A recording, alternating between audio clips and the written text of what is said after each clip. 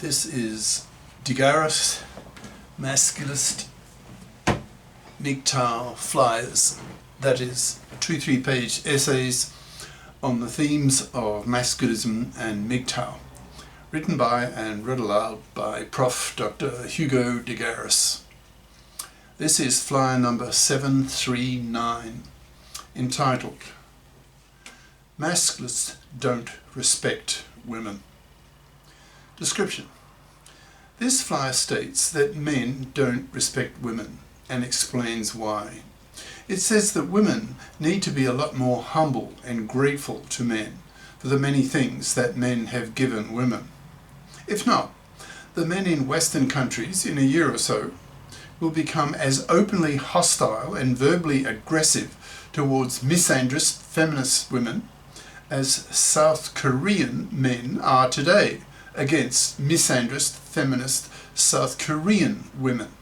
There is, at the moment, a public, verbally violent gender war going on in South Korea. The flyer itself.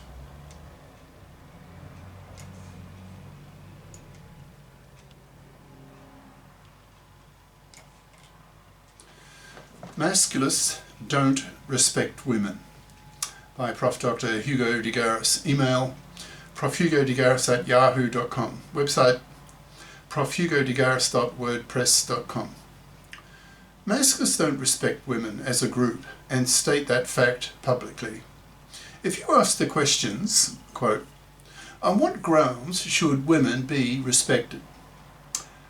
How do women earn men's respect? End quote. You may be surprised by the answers that masculists give. If, as a man, you have not been utterly brainwashed by your mother or your feminist girlfriend to believe that women deserve respect simply because women are women, then when you start thinking objectively why or why not women should be respected, you may be surprised just how little women are respect-worthy. So, this flyer is largely about why masculists think that women, as a group, as a sex, are so little respect-worthy. Consider the following thought experiment. Imagine, suddenly, all the women died. Then men would live on for another century, and probably indefinitely, due to a massive research program to solve the reproduction problem. However, if suddenly all the men died, then within 6 months there would be a massive starvation die-off of the women, due to the simple fact that women could not run the machines that keep modern society alive. Women would crash back to the Stone Age. Modern feminism has so trashed men that today 2/3 of young men in the US don't even date young women, seeing them as undateable, as too poisoned by feminism. To bi-conscious masculists, monoconscious feminist public trashing of men is hypocritical bigotry. So typically, when a bi-conscious masculist comes across a monoconscious feminist publicly trashing men, he bites her fucking head off, haranguing her with verbally violent, ideologically hateful masculist rhetoric, telling her that women should be extremely grateful to men, should highly respect men, since without men, women would not survive 6 months. This flyer provides intellectual ammunition to budding bi-conscious masculists, so that they use these ideas to crush arrogant, misandrist, monoconscious, feminazi bitches, giving these women a taste of their own hypocritical medicine, telling these women how inferior women are relative to men in so many respects. One of the main ideas that feminists preach to women is that, quote, female voice, anything a man can do, a woman can do. To some extent, this is true. If one places the distribution of performance scores for some task, for men and for women, the two distribution curves will largely overlap. So statistically speaking, this overlap shows that the feminist belief is correct, statistically speaking. But thanks to the very general biological phenomenon of GMV, that's greater male variance, women cannot compete with men at the top end of the performance scale, in brackets, just as men cannot compete with women at the bottom end of the performance scale, close brackets. On just about any measurable trait that one can measure for men and for women, men will have a greater variance. That is, their scores on this measurable trait will be more spread out over a whole population than will women's. This greater spread outness goes under the technical label of GMV. When it comes to IQ, for example, men's IQ variance is about 10% larger than women's, which implies that the morons and the genii are male. Since the genii are male, it's not surprising to learn that women have won only 4% of science Nobel Prizes. According to GPT-5, given the question, quote, "What percentage of science Nobel Prizes have been won by women?" Gave the answer, quote, "A recent analysis notes that only about 4% of Nobel laureates in the science categories are women. This is only a slight increase from 3% 30 years ago." End quote. The answer went on to ask, quote, "Why is the percentage so low?" and answered, dash, due to, quote, "historical exclusion of women from scientific institutions, fewer women being nominated, structural biases in recognition and career development." End quote. The fact that the above reasons utterly fail to mention the main reason, that is that women are too dumb to win science Nobel Prizes at male rates, shows how biased society is towards the idea of genetic superiority of men over women in many respects. If you really want to crush some feminazi who strongly objects to the idea of genetic superiority of men over women when it comes to genius, feed her the following argument, in brackets, "but probably it will be water on a duck's back, since most feminazis are real iscianites and innumerates who will not even understand what the hell you are talking about." Close brackets. Here's the argument. The proportion of women to men at various IQ levels needed to get a PhD in pure math, to be a full professor in pure math, to win a Fields Medal in pure math, as predicted by the male and female IQ distribution Gaussian bell curves, match very closely the actual proportions in the real world. Women are dumber than men on average by 4 IQ points, research shows. For example, consult the works of Professors Richard Lynn, Lynn, or Philippe Rushton, Rushton, and have a 10% smaller IQ variance than men. Knowing these two parameters, the IQ mean and the IQ variance, one can plug these into the Gaussian bell curve formula and derive the male and female IQ distribution formula, from which one can calculate the proportion of men to women, or women to men, at various IQ levels. At full professor in pure math level, the theory predicts about 1/10 of such professors will be women. At the Fields Medal winner level, the prediction is that there will be only one such female winner per century. How do these mathematical theoretical predictions match real-world proportions? Answer: pretty closely. From my own experience in computer science, pure math and mathematical physics at a string of universities over my career, the 1:10 ratio is about right.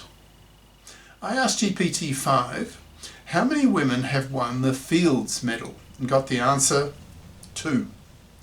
Thus, there is a very good fit between the theory and the reality. On asking GPT-5 why the proportion of women is so low, that's with the Fields Medal, It gave the usual culturist spiel as an explanation, brackets, early educational disparities, fewer women in advanced mathematics tracks, structural barriers in academia, recognition bias, long timelines to award eligibility, cultural and societal expectations, close brackets. God! Masculists, scientists, mathematicians like myself are fed up with this feminist culturist bias. Women get freaked out when men tell women that women lack genius. As a case in point, recently I had a ding-dong argument with my own feminist girlfriend about what I call, quote, women's engineering and mathematical fuckwittedness, unquote. She was having difficulty putting two separated parts of a pair of scissors together to make a functioning whole. I watched her struggle and laughed. She gave them to me. I placed the two parts overlapping so that if they were connected they would function as desired, and put my fingers and thumb in the openings to show to her that that is how they should be positioned. I then looked at the male and female parts to see how they connect, rotated one part a bit, and hey presto, the two were connected, all done in a few seconds. I said to my girlfriend, you know, all my adult life I've been amazed at women's engineering and mathematical fuckwittedness, unquote. She then exploded, telling me how insulting I was. I said to her, yes, I'm being insulting, but it's the reality. Women are fuckwitted when it comes to math and engineering. Ask any male mathematician or engineer what he thinks about women's general math or engineering ability, and he'll tell you in very negative, condescending terms. Unquote. The fact that women, especially feminists, cannot simply accept their genetic inferiority in certain respects merely increases the level of male contempt for such female inferiorities and for the inability of feminists to accept these inferiorities. Men, especially masculists, get really pissed off at women who trash men publicly, when women should be a lot more grateful to men for giving women so much. Without men, women would probably be still living in the Stone Age. Women build nothing. Point out to a monoconscious, bitching feminist, quote, look around you. All this construction that you live in, work in, was built by men. You women build nothing, invent nothing, create nothing. There are no female Einsteins, Beethovens, Kants. You women lack genius. Men evolved to understand and manipulate the world. Women evolved to manipulate men, to extract more resources from them, to keep themselves and their babies alive. Men have won 96% of the Science Nobel Prizes. 90% of CEOs of major companies are men. 90% of members of the Royal Society are men, and so on and on. If I could be bothered, I could give dozens of examples of superior performance by men compared to women. So women need to be a lot, capital letters, more humble towards men, more grateful to men for what men do for women. It's men who build cultures, and it's women who parasite off them. Men don't respect women due to women's greatly inferior performance track record. Men only tolerate women due to women's two traditional monopolies of vagina and womb. The only real thing that men find attractive about women are their vaginas. If it weren't for sex, the great glue between the sexes, then if suddenly all women sewed up their vaginas, then probably, quickly, men would lose interest in women, treating women as alien inferiors who nag, whine, bitch, are irrational, emotional, hysterical, being a real pain in the ass for men to be with. The sex bots are coming out now with luscious curves, film star faces, creamy, grippy vaginas, and increasingly equipped with AI-based conversational abilities, with female personalities highly commercially attuned to suit men's preferences. Jap scientists have already grown a lamb in an art womb, that's artificial womb, and human artificial womb trials are currently being prepared. So soon, babies will be born without needing women. When men can grow their own kids and get better sex from their sex bots than from women, then men will not need women.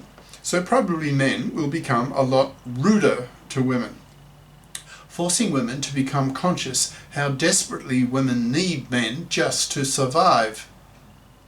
Men are fed up with public feminist misandry and now stamp it out whenever they come across it. In South Korea, relations between the sexes are the worst in the world, in the sense that the two sexes are now publicly at war against each other, to the point that politicians are putting anti-feminist or anti-masculist agendas in their political platforms.